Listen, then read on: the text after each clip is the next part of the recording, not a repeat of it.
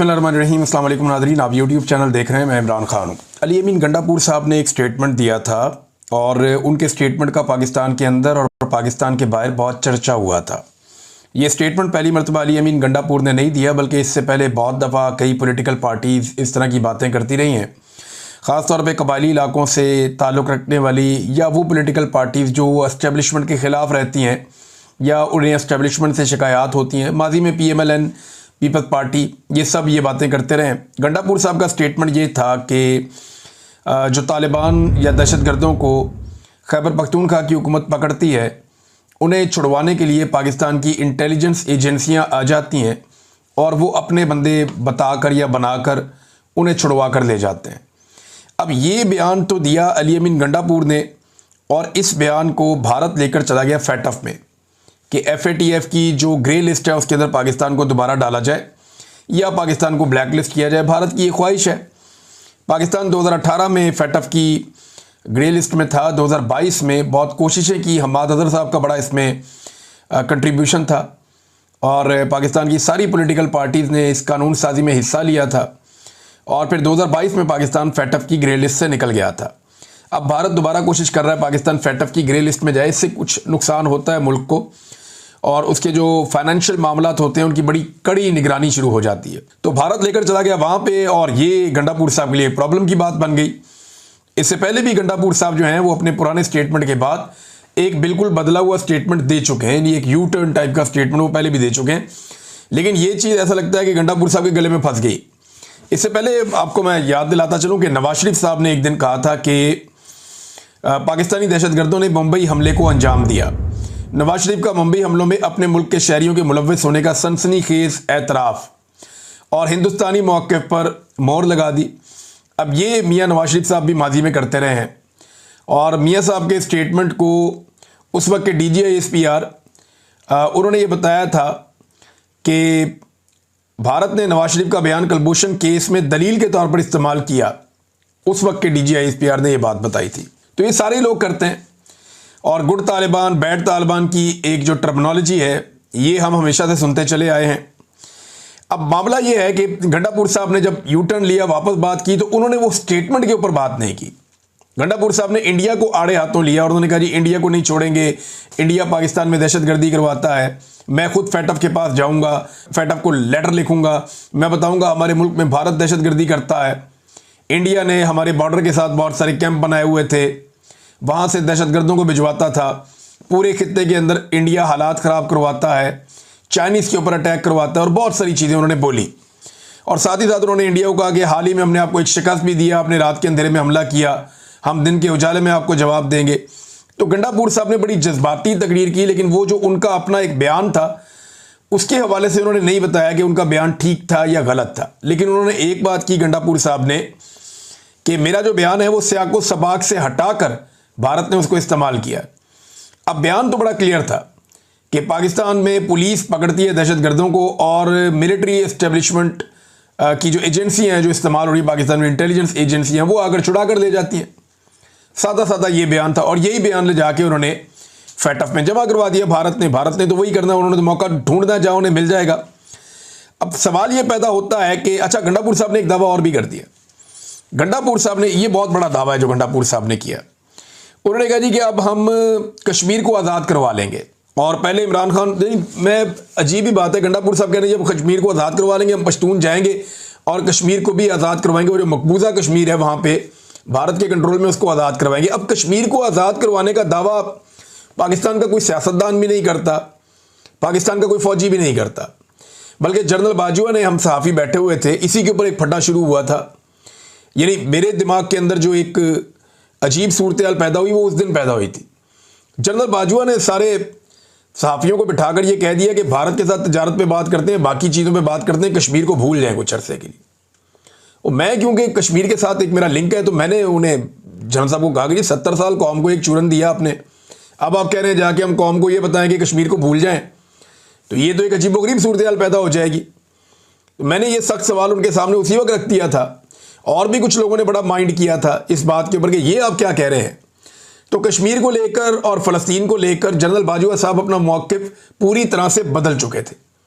बल्कि वो सहाफ़ियों को ये कहते थे मैंने आपके साथ ये बातें कर दी हैं, अगर बाहर जाके आपने कहा ना कि मैंने आपको ये बात बताई है तो मैं तो मुकर जाऊंगा साफ और मैं कहूँगा जी मैंने नहीं बताई, ये ऑफ द रिकॉर्ड ही आपने इसको रखना है। लेकिन बाजवा साहब ने इतना कुछ कर दिया इस मुल्क के साथ, अब कोई चीज़ ऑफ द रिकॉर्ड रही नहीं, सारे लोग सारी बातें बताते हैं और हर चीज़ खुलकर सामने आ चुकी है। तो अब गंडापुर साहब ने कहा जी वो कश्मीर को आज़ाद करवाएंगे, पहले इमरान खान को तो आज़ाद करवा लें आप। इमरान खान की आज़ादी का परवाना या इमरान खान की आज़ादी के नाम के ऊपर वोट लेकर एक सूबे में हुकूमत बना ली और उस सूबे में हुकूमत बना के सारा इक़्तिदार भी ले लिया और पिछले 1.5 साल से इमरान खान को छुड़ाने की कोशिश कर रहे हैं, अब तक कामयाब नहीं हुए। कश्मीर आज़ाद करवाने का दावा तो आपकी फ़ौज भी इस वक्त नहीं कर रही, फील्ड मार्शल भी इस वक्त ये दावा नहीं कर रहे कि वो कश्मीर को भारत से आज़ाद करवा लेंगे। तो आप इतने बड़े दावे करने की बजाय जो दावा एक आपने किया हुआ है 1.5 साल से आप कोशिश कर रहे हैं कि इमरान खान को आप आज़ाद करवाएंगे पाकिस्तान की एस्टेब्लिशमेंट के चुंगल से, वो तो आप करवा नहीं पाए अभी तक, और दावा जो है वो कश्मीर को आज़ाद करवाने का। बहरहाल गंडापुर साहब ने इंडिया की अच्छी क्लास लेने की कोशिश की, लेकिन चंद सवालात हैं ना। सवाल यह है कि जो गंडापुर ने कहा या जो इससे पहले नवाज शरीफ ने कहा या जो इससे पहले बाकी सियासी जमातें ANP, पीपल्स पार्टी, बाकी जमातें कहते रहे, क्या वो मौक़िफ़ ठीक है, यानी वो सवालात या वो बात करना ठीक है, या वो है ही नहीं कुछ ऐसा, यानी क्या गुड तालिबान है या नहीं है? हमें ये सवाल अपने आप से पूछना पड़ेगा। क्या गंडापुर ने जो बोला वो झूठ था? वाकई में जब ये तालिबान को गिरफ्तार किया जाता है तो एजेंसियां कहती हैं छोड़ दें, हमारे काम के आदमी है, या ऐसा बिल्कुल नहीं हुआ? सवाल तो ये उठाना चाहिए ना, तालिबान को पाकिस्तान में वापस कौन लेकर आया, सवाल ये उठाना चाहिए। और वो किन दिनों में वापस लाए गए, ये भी सवाल उठाना चाहिए, क्योंकि मुराद सईद चिल्ला रहा था 2022 में और लगातार इस पे बात कर रहा था कि तालिबान को लाकर बसाया जा रहा है, खैबर पख्तूनख्वा में आग और खून हर तरफ होगा, ये बारूद का खेल खेला जा रहा है, इसको रोका जाए। लेकिन उसकी बात नहीं मानी गई। जब खैबर पख्तूनख्वा में पाकिस्तान तहरीक-ए-इंसाफ ने अपनी हुकूमत जनवरी 2023 में ख़त्म कर ली तो उसके बाद तालिबान भरमार हो गई वहाँ पे। पहले जो तालिबान लाए गए उनको फिर पुलिस ने एक घेरा डाल के बड़े तरीके से मालाकंड से वापस भिजवाया अफगानिस्तान में, और इसमें मुराद सईद की और वहाँ के जो मकामी लोग हैं उनकी बहुत बड़ी एफर्ट थी, बहुत बड़े बड़े अमन मार्च हुए थे। बॉर्डर पे कैसे तालिबान की सहूलतकारी हो जाती है या दहशतगर्दों की सहूलतकारी हो जाती है कि वो पाकिस्तान में आ जाते हैं? एहसान उल्लाह एहसान कैसे चला गया, एक बड़ा सवाल है ना। अगर फौज की कैद में कोई आदमी है, एहसान उल्लाह एहसान एक बड़े दहशतगर्द का नाम था, APS का जो अटैक है वो उनके साथ जोड़ा जाता है, तो एहसान उल्लाह एहसान सब कैसे चले गए फौज के कब्जे से निकलकर? ये कैसे हो सकता है? ये वो बड़े सवालात हैं जो पाकिस्तान की एस्टेब्लिशमेंट के ऊपर लगातार उठाए जाते हैं।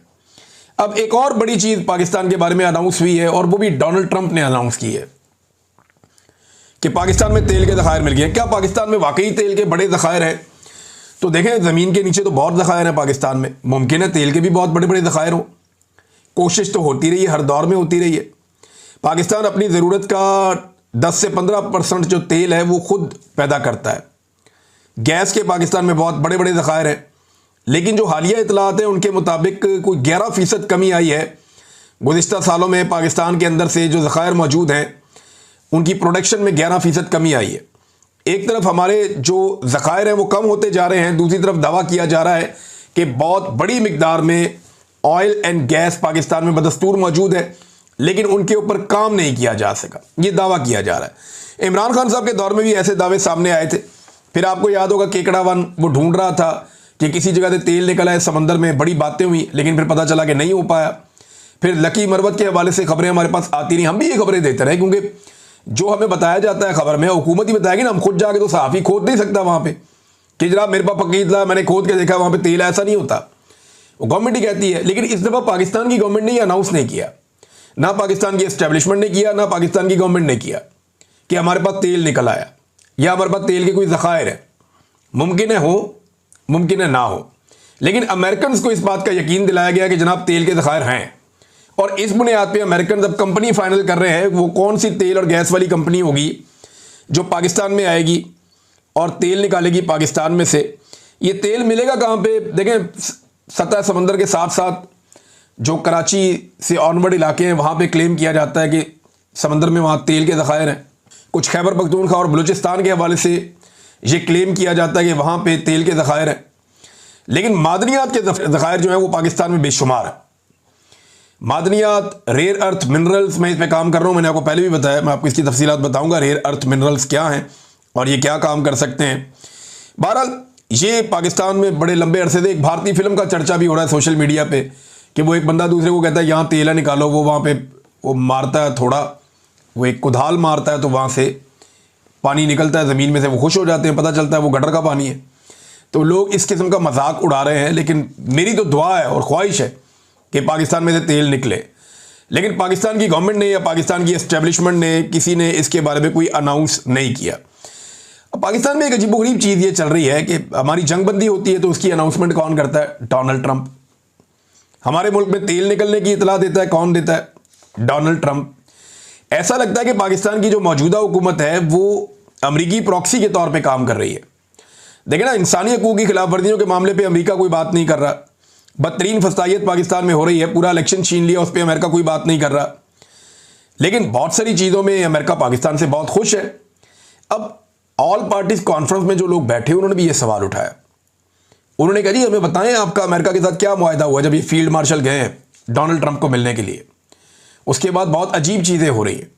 हमारी तमाम चीज़ों की अनाउंसमेंट कौन कर रहा है? डोनाल्ड ट्रंप कर रहा है। और अगर किसी की डोनाल्ड ट्रंप जैसा कारोबारी आदमी बहुत तारीफ़ें कर रहा हो ना तो थोड़ा मोहतात हो जाना चाहिए।